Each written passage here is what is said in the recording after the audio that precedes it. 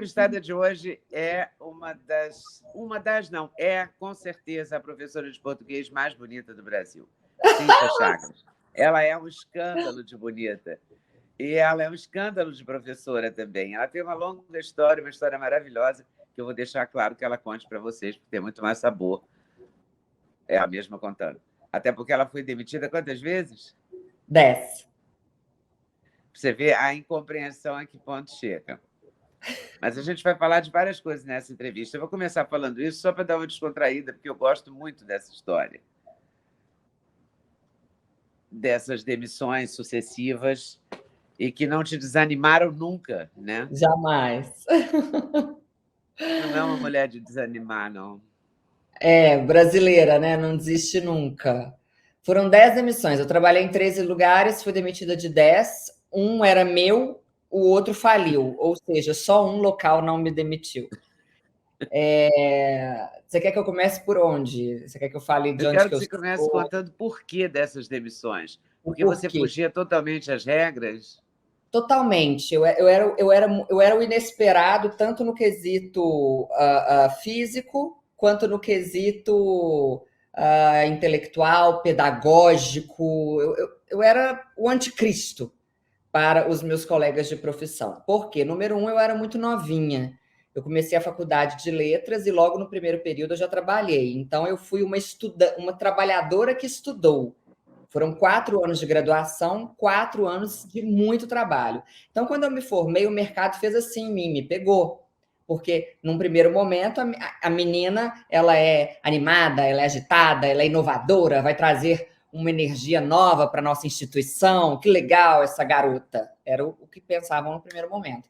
E aí, depois, né, eles diziam que eles estavam enganados, porque eu levava era confusão mesmo para o lugar. Porque tá, ok, né? Na questão física, como eu falei, muito nova, muito preocupada com a aparência, como você sabe que eu sou, o que não é comum no meio de professores, né? Venhamos e convenhamos, não é. Então, muito preocupada com a aparência, muito nova, cara de menina. Só que chegava lá, em vez de dar aula, eu dava show. Eu fazia da sala de aula um grande palco. Porque a grande verdade sobre mim, que hoje eu tenho coragem de contar, Leda, que antes eu não tinha, é a de que eu fui fazer letras não por amor ao português. Eu tenho respeito pelo português. Amor, eu tenho pelo palco. Esse é o meu amor de vida. É o palco. Então, eu fazia do tablado do professor um palco e contava um monte de piadas e usava histórias da minha vida para ensinar e criava o funk da crase, o sertanejo da conjunção, colocava 200 alunos em pé, parecia que eles estavam o quê? No estádio de futebol, só que o que eles tinham lá era aula, e com isso eu incomodava os demais professores, né? Porque quando eu dava aula, ninguém conseguia dar aula na sala ao lado, por exemplo. Como é que é isso, o funk da crase? Você quer que eu cante? Eu canto. Eu quero que você mostre algumas coisas que você fazia. Depois vai Tá, falar do aulão, depois é que eu vou tá, chegar lá no momento tá, atual. tá. O funk da crase, deixa eu me lembrar. Eu uso até hoje no meu curso Fale Direito Brasil, que é para adultos. Como na época eu tinha alunos de medicina, então eu começo cantando para o aluno de medicina, que é assim, ó. Medicina você quer, ficar rica você quer. Te digo, só tem um jeito. Para conseguir, tem que fazer o Enem bem feito. Para fazer redação top e tirar nota foda. Agora eu vou te ensinar as exceções para crase você colocar. Adjunto se for feminino e se for adverbial. Locução prepositiva e conjuntiva, a crase é normal. A distância, a casa e a terra só se forem especificadas. A maneira de ou a moda, mesmo se for masculina a palavra. Se for à procura de, se for à espera de. A proporção, medida e maneira, faz o quê? Coloca a crase para não fazer besteira. Sua nota vai ser foda. As inimigas choram, você vai arrebentar. Beijinho no ombro para quem quer te copiar. Que delícia! É claro que eles não podiam. Isso em Minas Gerais, né? Isso em Minas Gerais. Nossa, Minas Gerais. Nosso Minas Gerais. Em BH, E o ambiente de pré-vestibulares, né, que eu trabalhava majoritariamente em pré-vestibulares, é um ambiente muito masculino. Aí, bom, aí você vai dar aula para cursinho, você resolve fazer um aulão que era no tipo uma balada, que foi como você ficou nacionalmente conhecida, porque aí o Jornal Nacional, William Vac, mas não sei quem, todo mundo é, é, todo mundo citou ou mostrou o aulão de Cíntia Chagas. Era as Sim, vésperas do Enem. eu fiz uma música do sertanejo da conjunção, para ensinar próclise, mesóclise e ênclise. Não, para ensinar próclise, na verdade. Nossa, o Temer ia ficar orgulhoso, né? É, a música dele.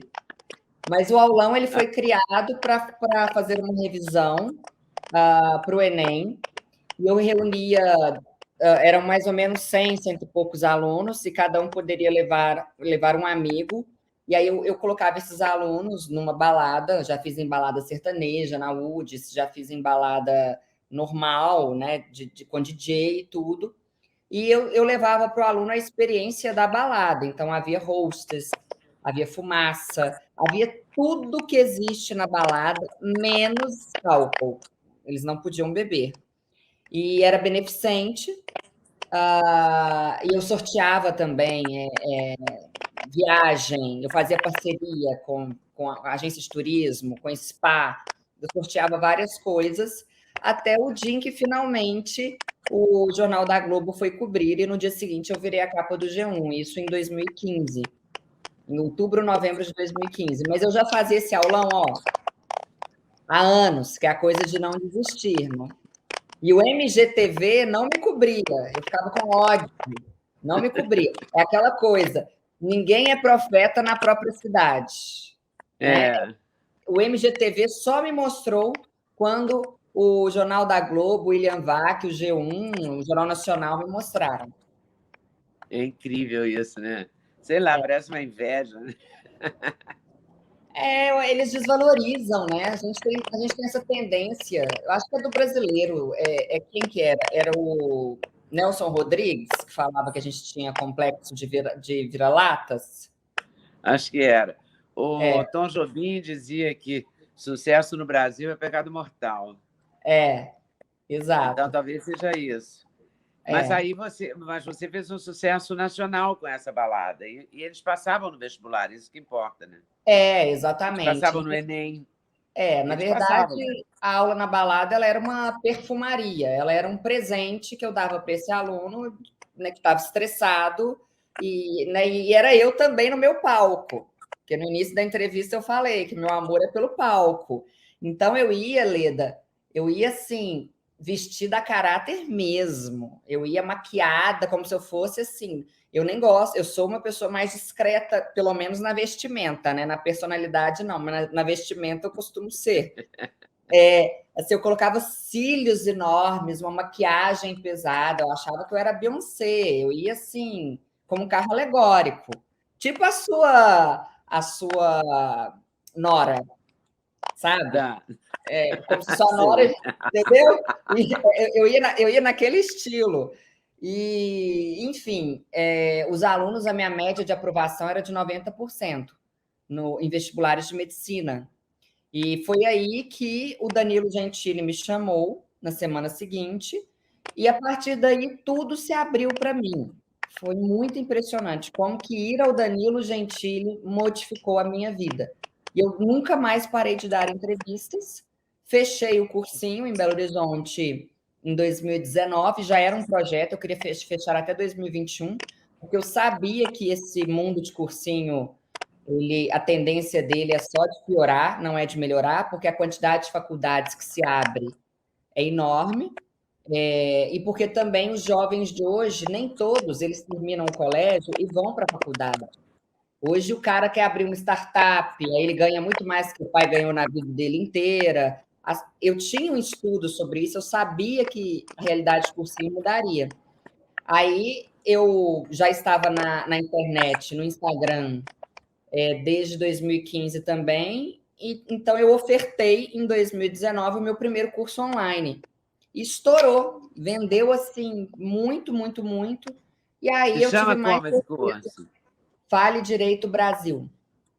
É um curso para adultos, para você, para o contador, para o advogado, para o vendedor, para o gerente, para o jornalista, para todo mundo que quer falar e escrever melhor. O que eu fiz? Eu peguei os principais conteúdos da gramática, crase, vírgula, uso do porquê, uso do este, do esse, do aquele, as dificuldades inerentes ao mundo corporativo, é um módulo, eu tenho um módulo de mundo corporativo, enfim. Só que eu dividi isso tudo em mais ou menos 6 horas de aula, só que tentando retirar a nomenclatura, para que a pessoa não se sinta desmotivada. Então, eu vou ensinar que existe uma vírgula ali, mas eu vou fazer o possível para não dizer que é porque se trata de uma oração subordinada adverbial causal reduzida de gerúndio. Eu não vou falar isso. Posso até falar, mas explico antes de um modo mais fácil, mais acessível para Como as é que você pessoas. explicaria? Eu falaria o seguinte: na frase, o governo tomou tal atitude, vírgula, gerando descontentamento, vírgula, gerando descontentamento, existe essa vírgula aí, porque nós temos um gerúndio mostrando uma consequência. E toda vez que o gerúndio mostra uma consequência, ele tem vírgula.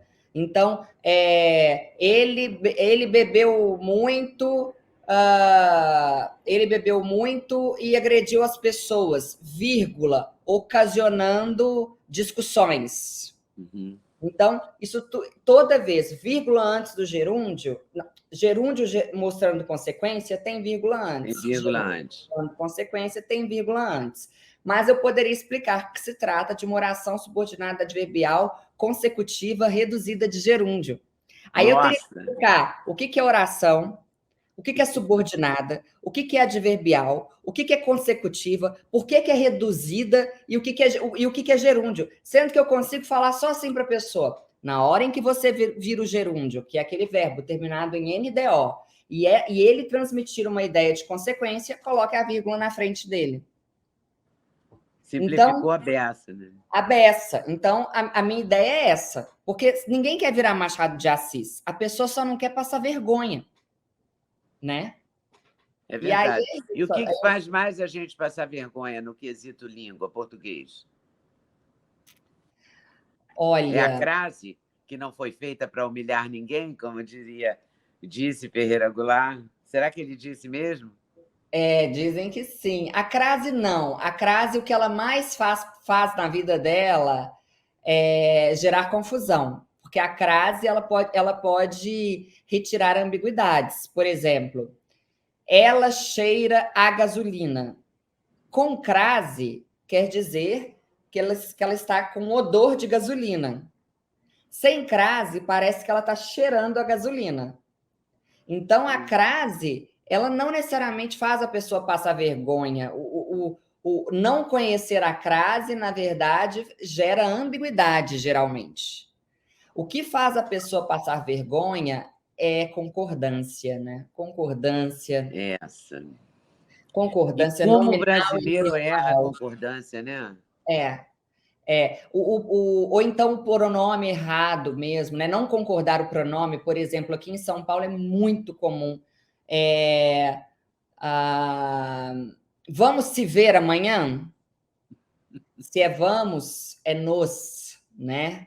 Isso é muito comum aqui em São Paulo. Que mais? O tal do menas. Ai. Que aí é a pessoa tentando concordar no momento em que não é.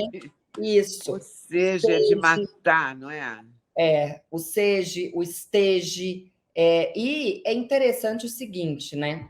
O erro de português, Leda, ele é como mau hálito. É a mesma coisa. A pessoa que tem mau hálito, ela não sabe que tem, mas quem está em volta percebe, as pessoas comentam entre si, mas ninguém comenta com essa pessoa.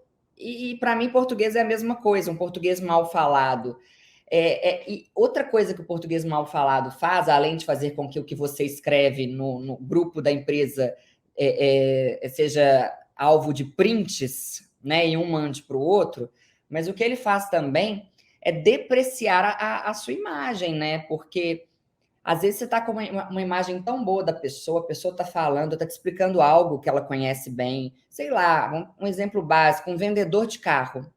E o cara está lá explicando, nossa, que legal essa função, essa outra. Você vai comprar um carro de luxo, você vai comprar um Jaguar, sei lá, você vai comprar um carro super legal. Tá lá aquele vendedor alinhado, né, bem vestido, cabelo bem cortado, para te vender aquele carro caríssimo. E aí, de repente, ele solta que o carro gera menos, sei lá o que, menos, o que o carro pode gerar? Menos Menos poluição, despesa. menos despesas. Na hora, sabe o que parece? Que aquilo tudo é falso. Parece que não é legítimo. Você tem uma impressão ruim da pessoa, porque descredibiliza, né?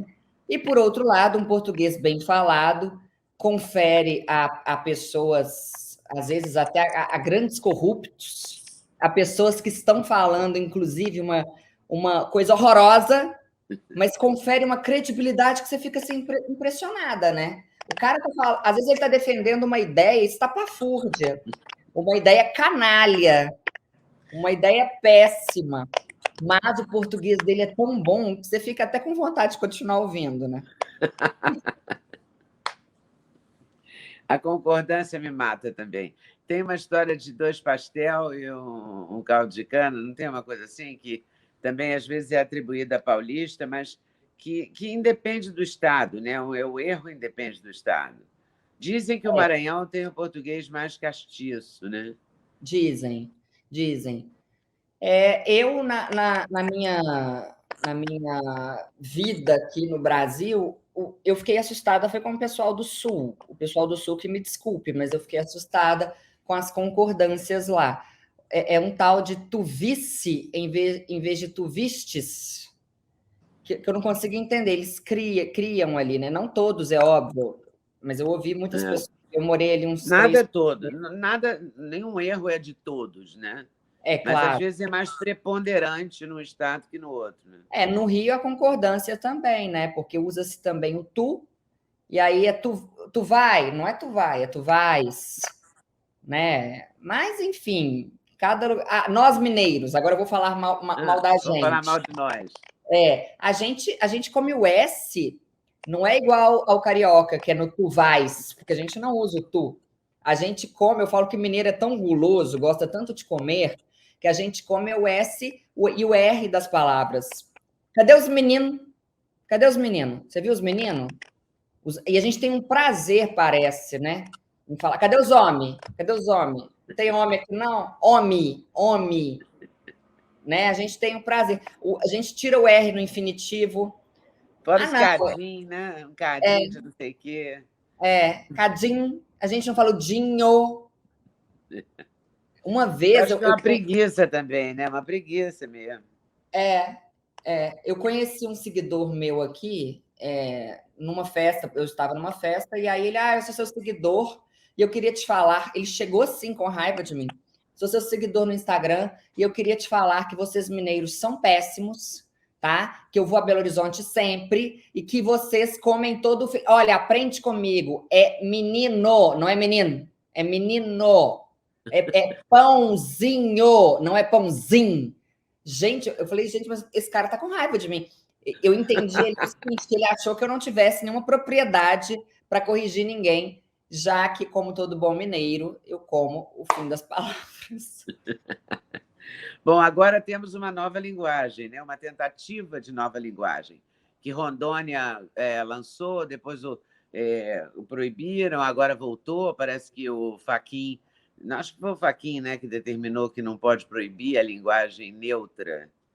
Acho que sim. Então, agora, além de tudo, teremos o todes, é isso mesmo? Olha, eu espero que o apocalipse chegue, mas que isso não. Eu não sei o que vai ocorrer na verdade, né? O dialeto não binário, também conhecido como linguagem não binária, vou fazer um resumo aqui para, né, não sei se quem está ouvindo conhece bem, sabe como que funciona, Quem é o não binário? O não binário é a pessoa que não se identifica nem com gênero masculino, nem com gênero feminino. E aí criou-se um modo de falar próprio para essa pessoa que né, que não se identifica. Então, em vez de falar todos, falaríamos todes, porque aí você não tem uma referência nem a homem nem a mulher. Todavia, porém, contudo, no entanto, entretanto, quando dizemos todos, já abarcamos todos e todas, o que gera, inclusive, o seguinte: falar todos e todas, boa noite a todos e a todas, é um pleonasmo, uma redundância, porque na nossa língua todos já é todos e todas. E falar boa noite a todes não é língua portuguesa. Então, primeira coisa. Segunda coisa, o português. O português veio do latim. No latim tínhamos o gênero masculino, o gênero feminino e o gênero neutro. Na passagem do latim para o português, o que era neutro tornou-se masculino. Logo, essa é a justificativa para que todos já abarque todas, né? Então, existe um amparo, um respaldo aí linguístico, que parece que as pessoas resolveram esquecer mesmo, né? E, por fim, o dialeto não binário ele se coloca como algo para incluir as pessoas, para incluir os não binários, mas, na verdade, ele exclui os cegos, que fazem leitura por meio de software, nós teríamos de atualizar os softwares, ele exclui os surdos, que fazem leitura por meio de linguagem labial, ele exclui os disléxicos, porque eles já têm dificuldade com as letras, então impõe-se ainda mais uma dificuldade, ou seja, 3 grupos que já têm graves dificuldades com a linguagem, esses 3 grupos são excluídos, e ele exclui também as crianças, os adolescentes. Por quê? Porque imputa-se, impõe-se uma dificuldade de aprendizado, de interpretação de texto, de leitura, porque não é possível escrever um parágrafo minimamente compreensível utilizando esse dialeto. Na França, o ministro nacional da Educação francesa já falou, trata-se de uma aberração, devemos combater. E na França foi proibido, em documentos oficiais, nas universidades e nos colégios. E ele foi bem claro da questão da interpretação de texto e blá, blá, blá.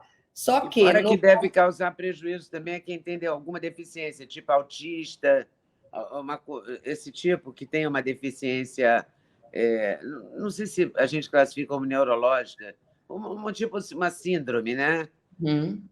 As pessoas que têm uma dificuldade qualquer de aprendizado cognitiva em relação à linguagem, né? Qualquer dificuldade cognitiva em relação à linguagem. Sim, vai prejudicar. Sim. E aí, Leda, é muito triste para mim, principalmente, né? Eu na condição de professora, porque o que se vê, na verdade, eu acho que isso não tem nada a ver com o não binário. Eu nem acho que o não binário esteja ligando para isso. Para mim, isso é pura e simples militância de ideologia de gênero. Eu nem falaria que se trata de uma militância da esquerda como um todo, porque eu tenho amigos de esquerda que são contrários a isso, que acham uma aberração linguística, um sacrilégio e tal. É um movimento de uma militância de ideologia de gênero que não se preocupa com inclusão, nada, se preocupa em causar, em implementar esse tipo de coisa em escola para que se discuta ideologia de gênero em escola. Porque primeiro eles mudam a forma como a gente fala, depois a forma como a gente pensa e depois a forma como a gente age. Logo, a partir do momento em que eu coloco nas escolas um dialeto desse, começa de forma muito pseudo-inofensiva. A professora escreve no quadro: bem-vindes, alunos. Bom dia a todos. Começa assim, de um modo inofensivo e tal. E aí, quando vai ver, estão todos discutindo dialeto não binário. Aí começa a ter banheiro não binário nas escolas. E não que eu seja contra, mas a forma como a coisa está sendo feita, ela não é honesta. Ela não é honesta com os pais. A implementação ela é sorrateira, ela ocorre devagarzinho, sem que a gente perceba. Eu acho que se eles querem discutir ideologia de gênero nas escolas, que o façam de forma mais clara, e não implementando primeiro uma linguagem, um dialeto, para depois a coisa já ser totalmente aberta. Não sei, eu tenho medo, eu não sou psicóloga nem nada, mas eu tenho medo de que isso gere nas crianças um modismo em relação, ah, não, mamãe, eu não sou mais homem, agora eu sou mulher. Ah, não, mamãe, eu não sei o que eu sou. Eu não sei, eu não tenho filho, eu no lugar das mães eu ficaria preocupada. Agora eu estou dando opinião aqui numa questão da qual eu não tenho domínio, né? Eu não sou psicóloga, mas em termos de português é prejudicial, porque não inclui ninguém aí que eles dizem que né, exclui, na verdade, os cegos, surdos e tudo isso aí que eu falei, todos esses grupos, prejudica a interpretação, desvaloriza a língua portuguesa, e quanto mais a gente adere a esses modismos, menos a gente prepara os nossos alunos. E a gramática, ela é o instrumento pelo qual as pessoas ascendem socialmente. Sem a gramática normativa da língua portuguesa, não é possível fazer não é possível completar um raciocínio mais elaborado. Como que a pessoa vai ler Machado de Assis sem o domínio da gramática? Aí alguém, né, a pessoa pode ser a favor de dialeto não binário, está pensando, mas uma coisa não exclui a outra. Exclui sim, exclui, porque a escola não é o lugar em que a gente deve aprender modismos e gírias. A escola é um ambiente sagrado, e o que deveria imperar na escola é a norma culta. Durante um tempo, alguns anos atrás, as pessoas defenderam que cada um devia falar do jeito que o jeito que a gente fala, que as pessoas mais simples, inclusive, cometem muitos erros de português, essas pessoas, esse vocabulário, esse falar simplório, deveria ser incorporado à língua. Não teve uma discussão desse tipo? Sim, você está falando do preconceito linguístico. Aliás, Sim. parece que você leu a minha mente, porque eu ia fazer a comparação com isso. O que ocorreu? Surgiu um movimento, esse movimento é um estudo, né, por parte de linguistas engajados politicamente, com uma visão progressista, e esse movimento é o movimento do preconceito linguístico, a partir do qual corrigir o outro torna-se algo preconceituoso e errado, a partir do qual dizer que alguém que fala menos cometeu um erro, tornar-se-ia algo completamente errado. E para eles, o ideal seria que disséssemos, quando alguém falasse menos perto da gente, que ocorreu um desvio da norma culta. E isso é amplamente divulgado nas faculdades de letras. Todas as faculdades de letras têm matérias sobre isso. Eu li livros sobre isso. E é assim, uma matéria muito respeitada na faculdade de letras, muito. E eu me lembro, eu me formei em 2007, eu me lembro de chegar à sala de aula e ver aquilo e ficar perplexa, porque eu queria aprender lá, era a oração subordinada adverbial causal reduzido de gerúndio. Eu não tive uma matéria de gramática em 4 anos. Tudo que eu sei de gramática, eu aprendi ou em cursos que eu paguei, ou estudando por conta própria ou no colégio. A Faculdade de Letras da UFMG não me ensinou absolutamente nada de gramática. Trata-se apenas da desconstrução progressista da gramática. É isso que eles fazem. E essa ideia do preconceito linguístico parte do quê? Parte da concepção de que, no Brasil, quem tem acesso à educação é a elite. Logo, para eles, a norma culta é a variante linguística de prestígio da elite. E que, então, se você vira para o homem do campo, que não teve acesso à educação, e fala que menos está errado, você está desmerecendo a variante dele. E aí, o que se ensina nas faculdades de letras do Brasil? Que eu, professora, dentro de sala de aula, não posso falar com o aluno que menos está errado. Eu devo falar assim, olha, ocorreu um desvio da norma culta. Desvio. E eu tive a oportunidade de trabalhar em colégio por 2 anos e meio. Obviamente não deu certo, né? Porque era muito controle. Mas eu quis ter essa experiência. Não podia dar certo. Não podia. Eu quis ter essa experiência para entender como era. Meu Deus, eu vivi um inferno ali. Eles entravam na minha sala, assistiam a minha aula, a coordenação, e depois me pediam para parar de falar que era errado. Eu tinha de falar que se tratava de um desvio, era obrigatório, não podia falar que estava errado. Por isso que eu era demitida, porque eu nunca obedeci. Então, houve uma época, inclusive, no Jornal Nacional, em que mostrou-se um livro do ensino de jovens e adultos, do EJA, no qual havia a seguinte frase: nós pega o peixe, ou nós pesca o peixe, algo assim. Embaixo. Essa frase está errada? Não, não está. Você pode falar assim, mas cuidado, talvez você seja vítima de preconceito linguístico. Então, eles Uma instruem militância clara, né? Claríssima. Exatamente. E aí, o que houve? Esse movimento foi entrando, é a mesma coisa. É triste, porque eu estou vendo a mesma É coisa sempre a ocorrendo. mesma coisa, né? Então, foi. É Aí sempre o mesmo formato, né? E o papo deles na época era: não, a gente só quer trabalhar com a sociolinguística dentro do colégio porque o aluno precisa entender a variante do homem do campo, a variante linguística do homem de não sei quem, blá, blá, blá. Mas a norma culta vai continuar. Mentira. Quanto mais o tempo passa, menos norma culta se ensina nas escolas. Prova disso é o Enem. O Enem tem 45 questões de linguagens e nenhuma de gramática, e nenhuma de escola literária, de arcadismo, barroco, classicismo, e nenhum livro. O Enem é uma vergonha. O Enem é uma grande vergonha, é isso que ele é. Por que ele é uma vergonha?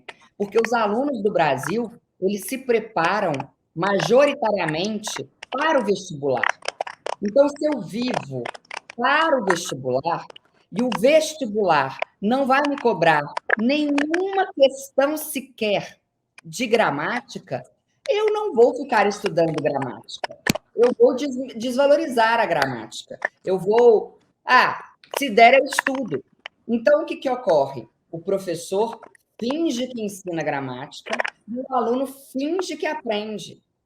Porque esse aluno aí, ele está interessado nas matérias que caem no Enem, nas matérias das outras disciplinas, matérias para as quais eles vão ter que estudar. Porque para que eles vão estudar para uma prova que é meramente interpretativa? Não faz o menor sentido. Eu trabalhei com pré-vestibulandos durante quase 2 décadas e nunca aceitei dar aula para essa prova do Enem. Eu nunca dei aula para a prova de linguagens do Enem. Eu dava aula para a prova de redação. Para de linguagens, que é a prova fechada lá das 45 questões, eu nunca dei aula. Porque é uma vergonha. Vou dar aula de quê? Só de interpretação? Absurdo. Resumo da ópera, gente, daqui a uns 5, 10 anos, 2, 3 gerações, a gente só vai ter gente falando errado. E as pessoas sem conseguir. Eu acho que vai ser uma pena, porque a compreensão de textos mais elaborados só se vier de casa. Só se vier de casa ou dos poucos colégios mais tradicionais. E aí fica comprovada a história da elite.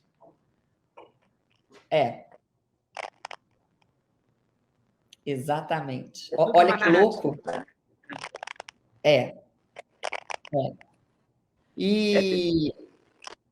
Mas aí no seu curso online você chegou a quantos alunos já online? A quantidade de alunos eu não sei. O que eu sei é que a gente ganhou recentemente, eu ganhei aquela placa do Hotmart de R$1 milhão em vendas. Aí eu não sei te falar quanto que isso representa em alunos, mas eu fiquei bem emocionada, até porque o meu curso ele era mais caseiro, eu gravei em casa e tudo. Agora ele foi gravado em estúdio, com legenda, tá super profissional agora. Mas eu fiz R$1 milhão com esse curso, com ele gravado em casa. Olha que interessante. Você fez R$1 milhão? É tudo que todo mundo que tem curso online quer fazer. Não eu é acho que ações de consumo. eu acho que é por causa disso mesmo, de fazer, de ensinar um português sem querer ser professora de português, sabe? Hoje o Padre Fábio fez propaganda desse curso para mim, nos stories dele, colocou o link e tudo, que ele está fazendo o curso, né? Aliás, se você quiser, te dou, tá? Vai ser meu presente aí de Natal para você, caso você queira. Oba, eu quero sim. Tá, eu só preciso do seu e-mail. Eu várias vezes eu penso nisso, falo, acho que vou ligar para a Cíntia para perguntar se estou falando certo ou errado isso. Pode ligar, mandar o WhatsApp, o que você quiser. Mas, enfim, e aí ele quis fazer propaganda para mim e tal. E aí, lá na propaganda, ele não me chamou de professora, ele falou que eu era uma especialista em língua portuguesa. E depois ele mandou um áudio e falou assim: gostei disso. Eu falei, porque o professor ele tem aquele tom muito bravo, né? Não sei. Eu acho que eu estou muito mais para humorista do que para professora, né?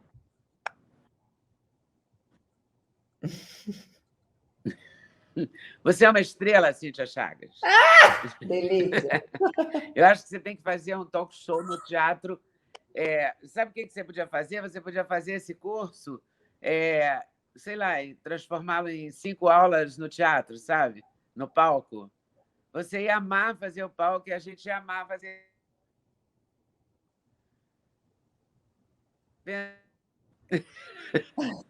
Chiou um pouco. Eu ia amar fazer o curso, vocês iam amar o quê? Você, no palco, dando aulas presenciais. Você dividia, sei lá, em 5 capítulos e fazia 5 capítulos no palco. Você no palco e a gente na. A gente divertiu muito. Você tem um jeito muito divertido, muito, muito fluido, sabe? Muito objetivo de contar uma história.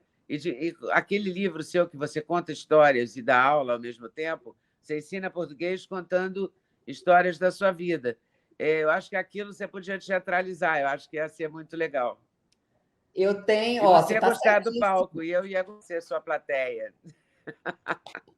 Eu fiz o stand-up comedy Com dele. certeza. Eu tenho que criar coragem para levar para mais lugares, mas eu já apresentei esse stand-up comedy em empresas. Quem sabe eu não vou para o teatro, Tá né? vendo? Quem sabe? Olha, eu adorei nossa conversa, eu adoro conversar com você. Muito obrigada pela sua generosidade, pela sua paciência. Imagina, é uma Sobretudo honra. por esses pequenos desvios tecnológicos que atrapalham às vezes a gente, mas que o conteúdo foi bárbaro. Muito obrigada. Eu que te agradeço e sempre repetirei. Meu sonho sempre foi ser você. E é uma honra estar aqui. Eu sempre vou falar, Leda Nagli, cresci com a vovó falando, gente, mulher inteligente é essa Leda. Mira nela, que isso aí que é exemplo. Cá estou eu. Muito obrigada. Olha isso. Ganhei meu dia, mês e ano. Muito obrigada, querida. Eu que agradeço. Boa noite, viu? Beijo.